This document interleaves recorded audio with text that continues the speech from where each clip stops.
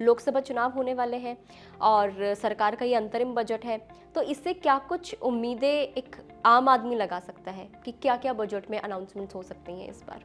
देखिए, बजट की अनाउंसमेंट में से मैं पहले ये बताऊं कि ये बजट इंटरिम बजट है, राइट। तो इसमें कुछ निगेटिव आने वाला है नहीं। ये बिल्कुल। सबसे इम्पोर्टेंट पॉइंट है। अगर निगेटिव नहीं है तो पॉजिटिव क्या मिलेगा? पॉजिटिव, देखिए, जब नेगेटिव खत्म हो जाए, यानी कि अगर आपका नेगेटिविटी हट जाती है तो पॉजिटिव सब कुछ हो जाता है। बिल्कुल। तो अब पॉजिटिव की बात करें तो देखिए, कंज्यूमर फ्रेंडली होगा।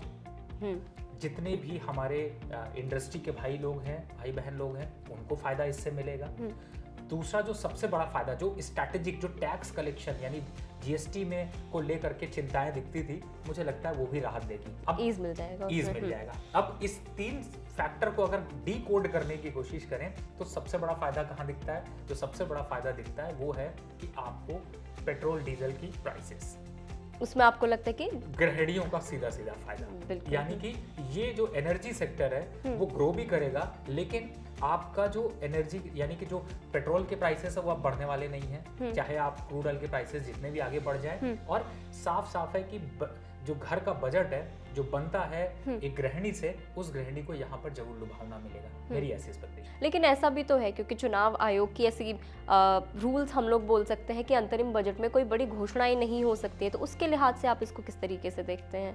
देखिए, हम पिछले अगर ये कहें कि पिछले 10 साल का अगर बजट देखते हैं और या फिर ये कहें कि पिछले 5 इलेक्शंस का बजट देखते हैं, तो इंटरिम में कभी भी नेगेटिव नहीं देखने नहीं, सबसे बड़ी बात है। दूसरी, घोषणाएं दूसरे तरीके से हो जाती है, बेनिफिट जो है वो डायरेक्ट के बजाय इनडायरेक्ट हो जाते हैं। तो इसलिए हम ये नहीं समझते हैं कि इसमें बहुत ज्यादा कुछ नेगेटिव आने वाला है। तो क्या लगता है सरकार का मेन फोकस पॉइंट, अगर हम बात करें तो बजट में क्या हो सकता है? मेन फोकस किस किस चीज पे रहेगा? देखिए, सरकार ने तो मुझे लगता है पहले ही दिखा दिया कि मेरा मेन फोकस किस में होने वाला है, क्योंकि इस समय बीजेपी सरकार है और हम एक बार को 2 पॉइंट लेके चलते हैं कि अगर बीजेपी सरकार कंटिन्यू करती है तो क्या होगा, और अगर कुछ कमी आती है तो क्या होगा। देखिए, कुछ कमी अगर आती है तो मुझे ऐसा लगता है कि उन सारे इस समय जो नंबर्स दिखाई दे रहे हैं उसमें बीजेपी सरकार का इंपॉर्टेंट रोल है और वो काफी 70% से एक तरीके से प्रोबेबिलिटी यहाँ पर दिखाई दे रही है। राइट। अब आ जाते हैं कि ग्रोथ स्ट्रक्चर किसमें होगा। जो पीएसयूज के प्रोजेक्ट जो कंटिन्यू हो रहे हैं या इंफ्रास्ट्रक्चर के जो प्रोजेक्ट कंटिन्यू हो रहे हैं, जिस हिसाब से आपने रोड कंस्ट्रक्शन में एक नया आयाम देखे, बाहर अगर विदेशों की नीति की बात करी जाए, इंपोर्ट एक्सपोर्ट पॉलिसीज की बात की जाए, एफएक्स रिजर्व की बात की जाए, तो मुझे लगता है कि अगर सरकार सेम आगे रहती है तो उनमें एक बड़ा बूस्ट मिलेगा और वो बूस्ट इकोनॉमी को डेवलप करता होगा। बिल्कुल। वैसे तो चुनाव आयोग के रूल्स के अकॉर्डिंग ऐसा है कि टैक्स को लेकर सरकार अंतरिम बजट में बदलाव नहीं कर सकती, लेकिन अगर इसके ऑपोजिट हम लोग देखें कि जब 2019 के लोकसभा इलेक्शंस में पीयूष गोयल ने अपनी 100 मिनट की स्पीच दी थी और उसमें उन्होंने 2.5 लाख से 5 लाख का कर दिया था उन्होंने टैक्स का, तो आपको क्या लगता है कि क्या इस बार भी अपने जो टैक्स पेयर्स हैं उनको लुभाने के लिए सरकार फिर से टैक्स में कुछ बदलाव कर सकती है? क्या जो ये लिमिट है इसको 8 लाख तक किया जा सकता है? देखिए, अगर कर दिया जाए तो मैं सबसे अच्छा मानूंगा, लेकिन अगर नहीं किया जाता तो इनडायरेक्ट बेनिफिट कई दे सकते हैं। जैसे कि आपको मैं एक एग्जांपल बताता हूँ कि सरकार ने इन्वेस्टमेंट के, जैसे इक्विटी इन्वेस्टमेंट पे सरकार ने 50,000 की एक लिमिट को एक बार ऐड किया था, तो उस तरीके की कुछ संभावनाएं हो सकती हैं कि कुछ ऐसी चीजें निकल कर आए जो कि डायरेक्ट के बजाय इनडायरेक्ट आपको बेनिफिट दे। और आपका जो ग्रोथ स्ट्रक्चर है वो हो सकता है कि आपको रेशियोज वहां पर टैक्स के कम देने पड़े, या फिर उसके कोई अनदर वे हो सकते हैं। जैसे म्यूचुअल फंड पे इन्वेस्टमेंट अगर इतने % कर रहे हैं तो उसका, या फिर लॉन्ग टर्म कैपिटल गेन जो है उस पर थोड़ी कमी देखने को मिल सकती है। तो ये सारे फायदे दे सकते हैं। बिल्कुल। अगर हम पर्टिकुलर रेलवे सेक्टर की बात करें तो पिछली बार सरकार ने 2.4 लाख करोड़ का बजट एलोकेट किया था। उसके हिसाब से अगर हम देखा जाए पूरे साल में हमने काम भी देखा है कि रेलवेज़ के ऊपर अच्छा खासा खर्च भी किया गया है। इस बार अगर रेलवेज़ के लिहाज से देखें तो आप क्या एक्सपेक्टेशंस आप लगाते हैं इससे बजट से? देखिए, मेरा ऐसा मानना है भावना जी कि इस बार रेलवे का जो बजट है, अगर ये इंटरिम बजट नहीं होता तो रेलवे का बजट कम से कम 30% यहाँ पर बढ़ जाता। मैं बहुत बड़ी फिगर हो सकता है, फिगर के नंबर पे आपको नजर आए, लेकिन उसका आप इम्पैक्ट देखिए। राइट। अब हमारे यहाँ पे रेलवे कनेक्टिविटी कितनी बेहतर हुई है, फास्ट ट्रेनें कितनी बेहतर हुई हैं, बिल्कुल। जहाँ पर हम बुलेट ट्रेन की बात कर रहे थे वहाँ पर भी बहुत बड़ा जो है वो चेंजेस देखने को मिला। आज अयोध्या की कनेक्टिविटी देखने को मिली बिल्कुल, है, वो बिल्कुल। इंफ्रास्ट्रक्चर डेवलपमेंट की वजह से राइट, हुई है। राइट। अच्छा, इसका फायदा आम आदमी को हर तरीके से हुआ है। कैसे हुआ है? एक तो ट्रेवल की कॉस्ट, आपको ट्रेवल का टाइम बहुत कम हो गया। दूसरा, रेलवे स्टॉक्स की सिर्फ अगर बात करें तो रेलवे स्टॉक्स आज 100% ऊपर है, आपको पता बिल्कुल, होना चाहिए। बिल्कुल, चाहे बिल्कुल। आप IRFC देख लीजिए, RVNL देख लीजिए, रेलटेल देख लीजिए, राइट्स देख लीजिए, तो ये ग्रोथ क्यों आपको देखने को मिल रही है? क्योंकि इंफ्रास्ट्रक्चर को उतना डेवलपमेंट देखने को मिला है, रेलवे काउंटर पे उतना डेवलपमेंट है, तो मुझे लगता है ये कंटिन्यू जरूर रहेगा। और अगर एग्रीकल्चर सेक्टर की बात कर रहे हैं तो क्योंकि सरकार का जो मेन फोकस अभी तक देखने को मिला है, खासकर हम मोदी गवर्नमेंट की बात करें तो किसान और महिलाएं, इनके ऊपर सरकार का फोकस रहता ही रहता है। पिछली बार भी इलेक्शन से पहले 4,000 से जो किसानों की किश्त आती थी सम्मान निधि योजना के तहत, उसको भी 4,000 से 6,000 कर दिया था। तो इस बार आपको क्या लगता है कि एग्रीकल्चर सेक्टर के लिए सरकार के बही खाते में, बजट में क्या हो सकता है? देखिए, सरकार ने एक बहुत बड़ी कोशिश स्टार्ट की थी 2014 में, और फिर उसके बाद जब दोबारा 2019 में आई तो उन्होंने कहा, नारा दिया कि हम किसान की इनकम को डबल कर देंगे। राइट। आज किसान डायरेक्ट और इनडायरेक्ट से माने या ना माने, लेकिन मुझे ऐसा लगता है कि उसकी इनकम डबल जरूर हुई है। और सबसे बड़ी बात जो सरकार की क्वालिटी जो मुझे नजर आती है वो ये नजर आती है कि आटा आज भी वो 30 रुपए 25 रुपए किलो ही मिल रहा है उसके बावजूद, जबकि गेहूं के प्राइसेस डबल हो चुके हैं। तो सरकार की जो नीति है वो किसानों के लिए तो जरूर होगी। अब एग्रीकल्चर ग्रोथ की बात कर लेते हैं। देखिए, एग्रीकल्चर ग्रोथ एक ऐसी ग्रोथ है जो कि 12 से 13% की ग्रोथ दिखाती है ईयरली। राइट। और इस समय गवर्नमेंट की अगर देखा जाए तो हम पहले दाल को इंपोर्ट करते थे, आज दाल हम एक्सपोर्ट भी कर सकते हैं, इतनी हमारी कैपेसिटी हो गई। राइट। आज पाम ऑयल हमारी हम बाहर से जो मंगाते थे उसकी क्वांटिटी कम हो गई है।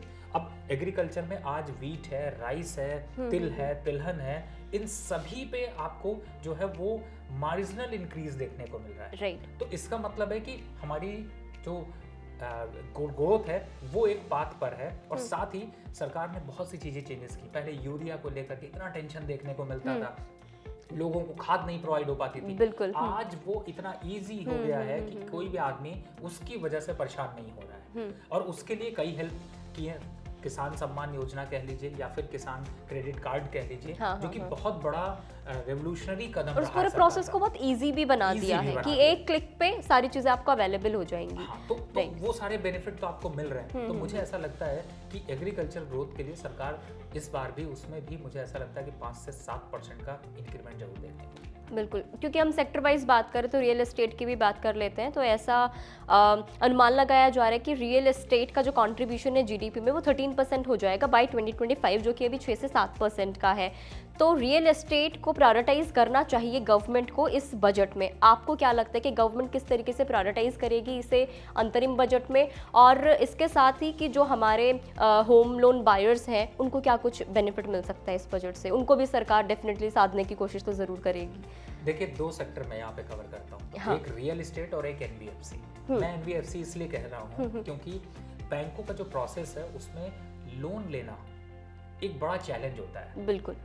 अब सरकार ने उसका दूसरा रूप क्या निकाल दिया, एनबीएफसी के थ्रू आप लोन ले सकते हैं। हायर इंटरेस्ट रेट आपको जरूर देखने को मिलते, लेकिन आपकी समस्या का हल यहाँ पर मिल रहा है आपको, तो आप उसका फायदा यहाँ पर उठा सकते हैं। दूसरी तरफ आपने रियल एस्टेट सेक्टर की जो ग्रोथ है जो अभी 5 से 6% आपको देखने को मिल रही है, अगर इंफ्रास्ट्रक्चर की ग्रोथ ऐसी ही चलती रही तो मैं ये मान के चलता हूँ कि ये 16 से 18% भी हो सकती है। उसमें टाइम लगेगा, लेकिन इस समय अब सरकार ने इस चीज को ऐसा नहीं किया। इसमें एक बहुत बड़ा कदम उन्होंने उठाया 2016 और 17 में, जिसमें कि उन्होंने जो पहली बात है रेरा लागू किया। रेरा के बाद जो सबसे बड़ा कदम उठाया कि जो कम पैसा जो बायर हैं जिनके लिए सरकार स्टेट वाइज भी आपको सब्सिडी देती है, यानी कि जिसे आप कहते हैं कि जैसे आप बहुत एक ही प्लॉट पे आपको दिखता है एक साइड जो है वो मकान की कीमत 50 लाख रुपए और दूसरी साइड जो आप देखते हैं उसकी कीमत 12 लाख रुपए भी है। तो बहुत सी ऐसी कंपनीज हैं जो कि सरकार की इसका फायदा उठाने के लिए आपके इस तरीके की प्रॉपर्टीज को डेवलप कर रहे हैं और ला रहे हैं। तो कई ऐसी कंपनीज है, मुझे लगता है कंपनी का नाम लेना यहाँ पर वाजिब नहीं, लेकिन फिर भी अभी आगे आने वाले समय में ये कंटिन्यूटी आपको देखने को मिलेगी। बिल्कुल। अब बात करते हैं बजट और बाजार की, कि जब बजट आएगा अंतरिम बजट तो इसका बाजार पर क्या कुछ इम्पैक्ट पड़ने वाला है? देखिए, जितनी भी गिरावट दिख रही है ना आजकल जो मार्केट में, जितनी वोलेटिलिटी दिख रही है, ये जब क्या होता है, जब किसी को 4 कदम आगे जाना होता है ना, तो 1-2 कदम पीछे लेने पड़ते हैं। तो मार्केट में जो अभी थोड़ा सा करेक्शन का दौर आ रहा है या और आता है, वो बहुत अच्छी अपॉर्चुनिटी होगी। बल्कि मैं तो चाहता हूँ कि करेक्शन थोड़ा सा आ जाए, जिससे कि हम नए लेवल्स देखें। अब निफ्टी या सेंसेक्स इन सब की बात करें तो मुझे लगता है कि बजट तक आने तक ये सारे सेक्टर्स, ये सारे स्टॉक्स या निफ्टी कम से कम 5 से 8% की वृद्धि आपको दिखा सकते हैं। लेकिन अभी तो हम हाल ही में देख रहे हैं कि मार्केट गिर भी रहा है, क्रैश हो रहा है, तो ये अच्छी बात है। अब इसको आप किस तरीके से आप देखते हैं? देखिए, जब अभी आपसे मैंने बताया कि जो रेलवे के स्टॉक्स, डिफेंस के स्टॉक्स 100% बढ़े हुए हैं। अब अगर एक नए कंज्यूमर को खरीदना हो तो उसको डर लगता है 100% बढ़ा, अब क्या बढ़ेगा। बिल्कुल। तो यहाँ पर जो ये करेक्शन होता है ना, हाँ, हमारे यहाँ पे चार्ट पैटर्न पे बहुत सिंपल किया जाता है कि अगर कोई चीज 100% बढ़ी है तो वो 33% तक करेक्शन दिखा सकती है। बिल्कुल। और जब 33% का करेक्शन दिखाती है तो उसको फिबोनाची कहते हैं हमारी लैंग्वेज में। और उसका जो रिवर्सल होता है वो डबल होता है, यानी कि अगर थोड़ा करेक्शन हुआ तो उसका दुगना रैली आपको देखने को मिलेगी। तो अगर 5% मार्केट गिरेगा तो 10% की रैली वहां से दिखेगी। बिल्कुल। तो कौन कौन से सेक्टर्स हैं जिनके ऊपर फोकस किया जा सकता है बजट के आने तक या बजट के बाद, पोस्ट बजट भी?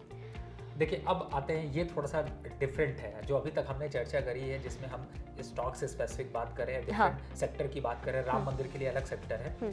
जब बजट आता है तो कुछ ऐसे स्टॉक्स या कुछ ऐसे सेक्टर जो है वो अचानक से उनमें दौड़ चालू हो जाती है। बिल्कुल। अब कौन कौन से सेक्टर है? देखिए, बैंकिंग का तो आप बैंकिंग को कभी भी निगेटिव मत लेके चलिए, क्योंकि सरकार जितनी भी सब्सिडी, जितने भी ऑपरेशंस करेगी वो बैंकिंग के थ्रू करेगी, उसका तो रोल है ही। उनको रखिए। दूसरे सेक्टर की तरफ आते हैं, इंफ्रास्ट्रक्चर। अभी मैंने बताया जितनी ग्रोथ ओरिएंटेड है वो इंफ्रास्ट्रक्चर के लिए। तीसरे सेक्टर की तरफ आते हैं, रेलवे एक वन ऑफ द सेक्टर रहेगा जो कि वापस चढ़ता हुआ नजर आएगा। राइट। चौथे सेक्टर की बात करें तो डिफेंस को आप छोड़ नहीं सकते, तो डिफेंस को आपको लेकर चलना पड़ेगा। अब पांचवा जो एक इंपॉर्टेंट सेक्टर जो बजट से रिलेटेड रहता है और बजट पे ही दिखाता है चाल, वो है एग्रीकल्चर का, यानी फर्टिलाइजर, केमिकल।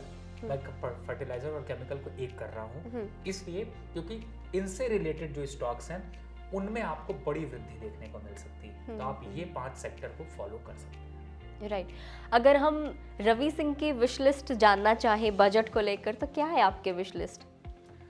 देखिए, अगर मार्केट से रिलेटेड है तो मैं ये कहूँगा कि मार्केट यहाँ से 20% बढ़ना चाहिए। और अगर बजट से एक्सपेक्टेशन की बात की जाए तो मुझे लगता है कि सरकार जितना ज़्यादा टैक्स बेनिफिट भले ना मिले, लेकिन ग्रोथ ओरिएंटेड बजट अगर होता है तो मेरी विश लिस्ट यही होगी कि वो सारे सेक्टर यहाँ पर परफॉर्म करते हुए नजर आए। और अगर हम एक आम आदमी के नज़रिए से देखें, क्योंकि आम आदमी की तो एक होता है टैक्स, जो कि हो सकता है कि सरकार इस पर अनाउंस ना भी करे बिकॉज अंतरिम बजट है ये। इसके अलावा दूसरा होता है महंगाई, और एक होता है कि उनके हाथ में ज़्यादा पैसा कैसे आएगा। सो इसको लेकर आपको क्या लगता है कि सरकार कैसे इसको हैंडल करेगी, कैसे अनाउंसमेंट करेगी इसको लेकर? देखिए, इन्फ्लेशन को लेकर के बार बार आपको उतार और चढ़ाव देखने को मिलते हैं। बिल्कुल। लेकिन कभी अगर मैं ये कहूँगा कि कभी अगर हम बाहर से कंपैरिजन करें, यानी आज यूएस, यूरोप, चाइना, अब इन सब कंट्रीज में अगर आप जाके देखें तो वहाँ के हालात फाइट करने वाले हैं, बहुत पुअर हालात दिखाई दे रहे हैं। भारत में अगर थोड़ा इन्फ्लेशन आता भी है तो वो इन्फ्लेशन इसलिए आता है क्योंकि मनी सप्लाई, यानी कि ग्रोथ, अगर जब आप ग्रोथ करता है ना उसी में इन्फ्लेशन होगा, जो ग्रोथ नहीं करेगा उसमें इन्फ्लेशन बहुत कम देखने को मिलेगा। तो यहाँ पर थोड़े से तो चैलेंजेस आपको फेस करने पड़ेंगे। तो मुझे ऐसा लगता है इन्फ्लेशन का समय समय पर आरबीआई ने बड़े अच्छे स्टेप उठाए हैं। और मैं ऐसा इसलिए कह रहा हूँ क्योंकि आपने पीछे देखा होगा जो यूएस का फेडरल रिजर्व आज जो डिसीजन ले रहा है, आरबीआई ने उससे पहले डिसीजन लेकर के अपने जो इन्फ्लेशन है उसको काफी कंट्रोल किया है। तो मुझे ऐसा उम्मीद है कि हमारे आरबीआई गवर्नर जो है वो इस चीज को फॉलो करेंगे और ध्यान रखेंगे कि पब्लिक के पास उस इन्फ्लेशन से लड़ने की क्षमता। बिल्कुल बिल्कुल। So thank you Ravi sir, हम लोगों से कनेक्ट होने के लिए, अपना टाइम हमें देने के लिए। अगर आप इस वीडियो को फेसबुक पर देख रहे हैं तो फेसबुक पेज को लाइक करना ना भूलें। अगर आप हमें यूट्यूब पर देख रहे हैं तो गुड रिटर्न्स के यूट्यूब चैनल को सब्सक्राइब ज़रूर कर दें।